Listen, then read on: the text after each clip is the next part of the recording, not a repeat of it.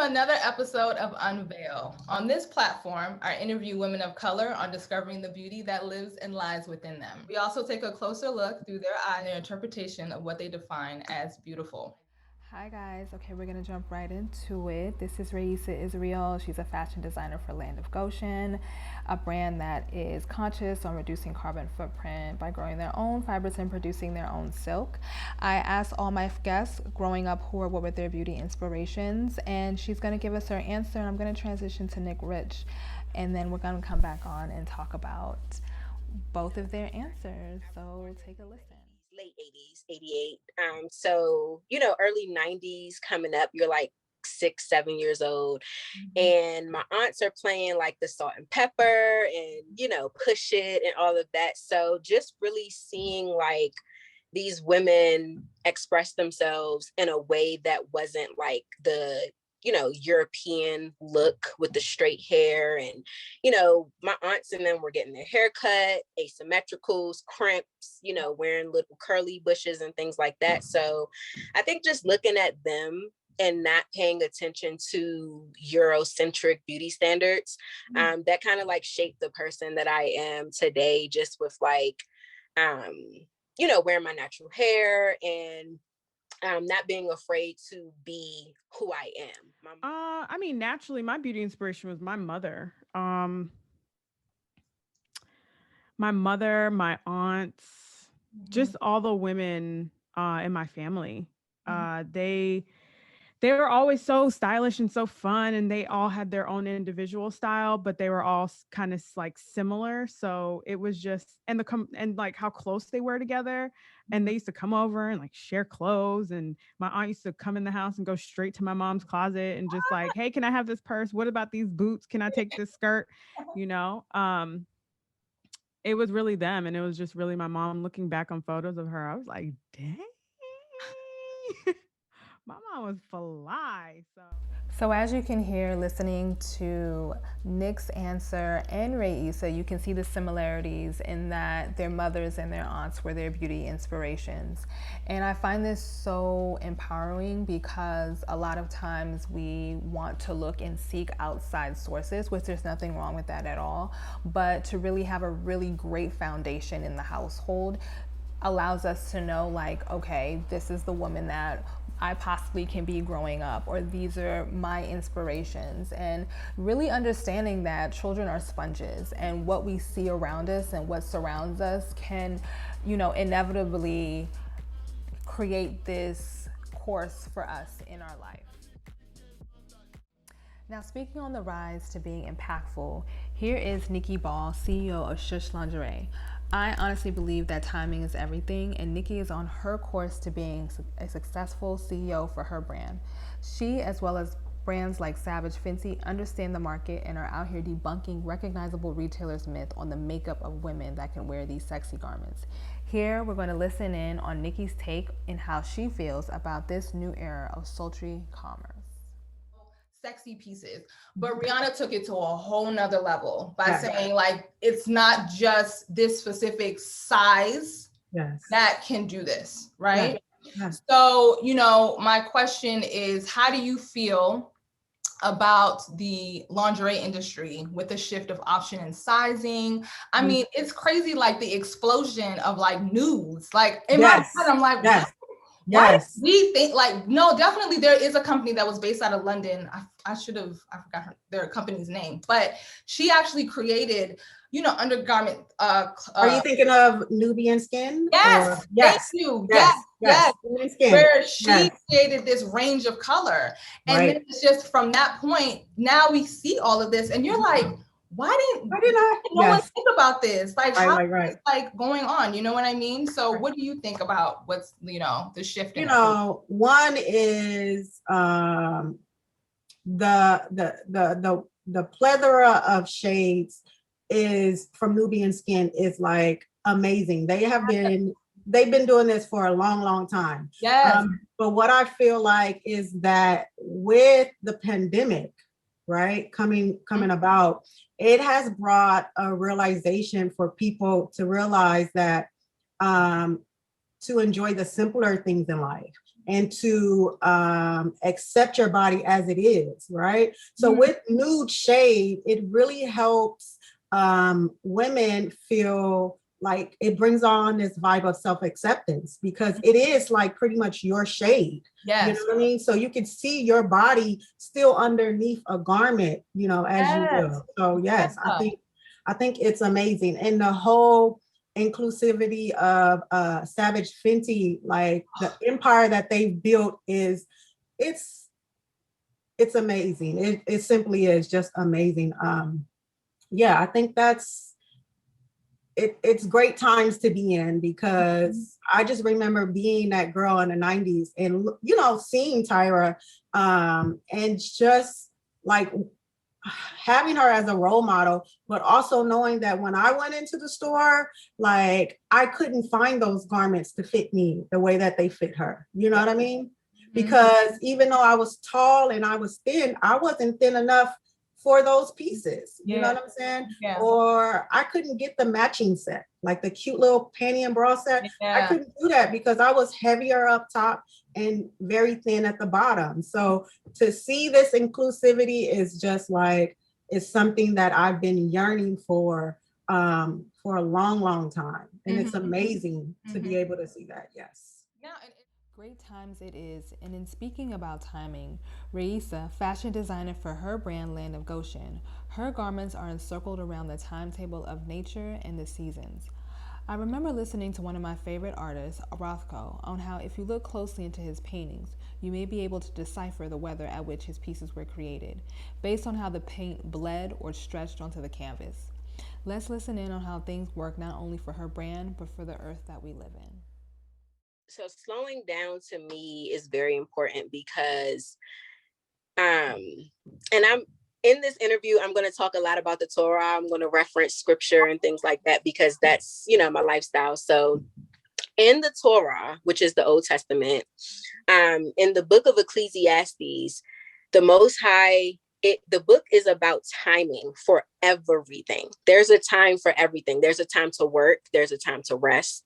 There's a time to laugh, cry. There's timings for everything. So for me, once I step back from like LA, the fast-paced life and trying to get this out here and do this and do that and keep up with things, it was like, why am I in a rush like this? This is like, it's literally a rat race. And so just slowing down gives you a chance to think about what you're doing, thinking about, you know, what do I want to do next week and how can I prep for it? And just being better prepared for things to come. So slowing down fashion wise, it just made sense. You know, so we haven't gotten to the point of growing our own stuff, harvesting our own stuff just yet, but that is the goal.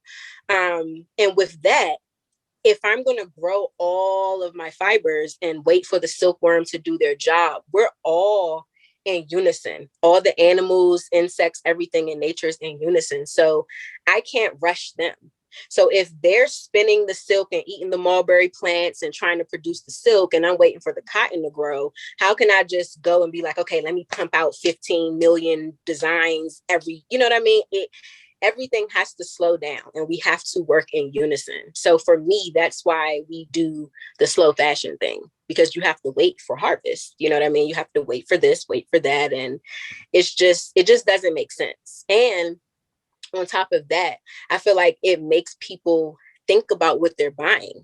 You know what I mean? You're thinking like, I know that if I read on her website that she's dyeing it herself, the dyeing process takes about 4 days, and then she's going to sew it, and then she's going to have multiple orders. It says 3 to 5 weeks to wait for my stuff.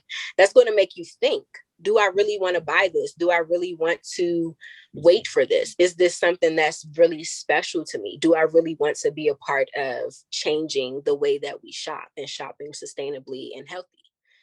I admire and love Raisa's commitment to creating a collection at which is ruminative to how she is pursuing this exchange for her brand, Land of Goshen, in addition to shrinking the carbon footprint that we as a society contribute to on a daily basis. However, we would not be able to view her collection, be inspired, without the hands of photographers. Photographers throughout our history have been and are paramount in capturing various genres of work. Nikki Rich shares with us her reasoning to chase the lens through her eye.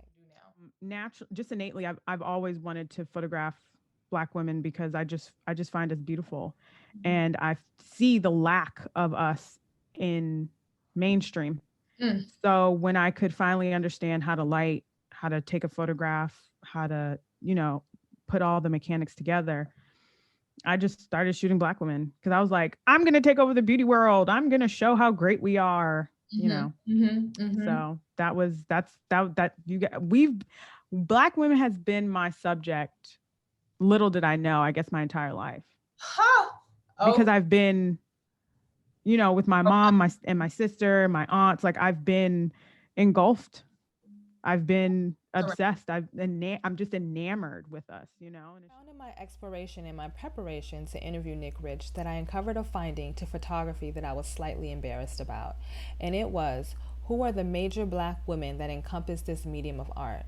In my research, the photographer that lured me into her work was Carrie Mae Weems. Take a listen into our dialogue in as Miss Weems was the subject of her work, how Nick's presence shows up when working with her subject. And I was, looking like, what's the top women photographers? And, Annie Leibovitz came up as, being number one. Yeah, which is, I understand because of just her work of just, portrait photography and, fashion and all of that. So then I refined my search to say, okay, Black women. And the one that I drew to the most was Carrie Mae Weems. And so I was just like, wow, like she's in Guggenheim, like the work is there. And there was a specific series that she did, which was like the kitchen series. Where she uses herself as like the subject, right? And in that, her being the subject, everything that would surround her within this, what I was looking at within the images, it would change her body language, right? And it would change how the energy of the room felt. So if there were children in the room, in the picture, in the frame, it felt like almost a sense of like mother protection, curiosity, like what are they thinking? Just in her facial features and body language. When it came to another image of like, she had an image where a man was like, behind her, embracing her. It was like love. And like, you can feel the energies. That's why I like gravitated to her work. And I guess what I want to ask you, what I'm leading up to is that when you're taking, these images of these women, how do you feel the room? You get what I mean? How do you make them comfortable? Because photographers, sometimes they can be like authoritative. They're like, move your head, stand up, turn around, you know what I mean? But you actually, it's one-on-one, right? Of how you are, okay. And then when you're doing them one-on-one, you now have to, it's now more intimate. So now you can really feel the energy to having to someone like relax or, you know what I mean? Or do someone come here like, okay, girl, I'm ready. Like, come on, let's go. Yeah. Can you walk us through that and tell us like your experience? Let me tell you, that is such a good question. I love this question. And it's not going to be a long answer. It's really simple. Okay. It's really simple, especially when I'm photographing like models who are out here. Yeah.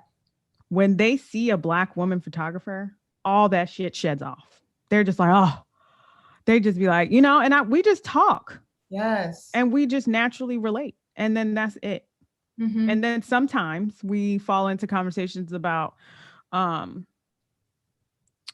just love how you photograph because like I shot with this one guy and it just wasn't like this, or the energy wasn't there, or he didn't take the time. Whenever I move like the slightest piece of hair, or I fix like a shirt or ask for some lotion, they're like, if I was photographing with a white woman or a man, no one is putting this much care into me.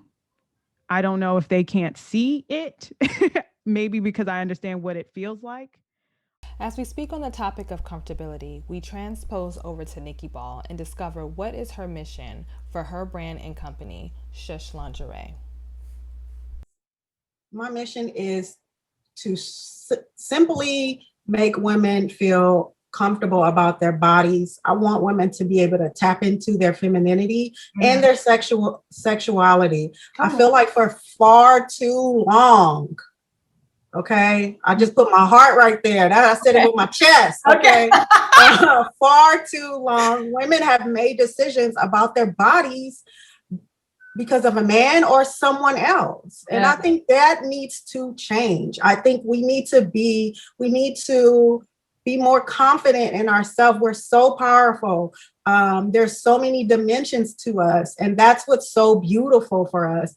And I think it's time for us to be bold and sexy and confident in any piece that you wear. That's why with Shush Lingerie, not only do we have different sizing and everything like that, and we like to play with color and everything, but my thing is like, I like to wear my lingerie outside. I want to wear I have literally on some jeans on with this teddy right now. Yeah. And, I want you to be able to feel comfortable. If you're in a workplace, throw a blazer over it. You know what I mean? Mm-hmm. But don't let society or anyone else tell you that you need to, one, cover up, two, that it's inappropriate for you to be who you are. You know what I mean? So we are now coming to the closing of our highlighted interviews with each of these women. And I asked this question: what do you love about being a Black woman? Why do I ask this question? Because just as much as we should instill and pour into our children the power of their Blackness and beauty, we as adults should proclaim to ourselves this very same notion on a daily basis. Thank you so much for reliving some of our favorite highlights, and if you're intrigued to wanting to learn more about our guests that are highlighted in part 1 of this episode, each of their interviews are listed on our channel. Also, be on the lookout for part 2 with some incredible women. Thank you again, and just remember, when you unveil a piece of yourself to the world, you are showing us why God wanted you here. Don't forget to like, share, and subscribe. Enjoy. Oh, what do I not love? I mean, okay. Oh God, I love us so much. I love our regalness. I love our stance. I love when we walk into a room. The presence. Yes. Listen, you may be sexy underneath, but it's nothing sexy walking into a room and it's like everybody stops or the room gets silent. You know what I mean? Because your presence and our energy is felt. Okay. That is like, it's undeniable. It is simply undeniable. As far as being a woman, an Israelite woman, that's what I identify as. I just feel like I love our resilience. I love the fact that we can overcome almost anything. You know what I mean? It's really just, it's embedded in our DNA, just being able to always overcome. Literally, the name Israelite, means to battle with man in spirit and prevail. So that's why we're Israelites, and it's really deep, but I really enjoy being who I am, and I wouldn't change being a melanated woman, Israelite woman, for anything, like, at all. Everything. I love it all. It's nothing like, even in like everyday things, like let's say I have a delivery for groceries, or if I'm walking into like a Target, like there's nothing like, oh, hey girl, I like your braids. Where'd you get your braids done at? Yes.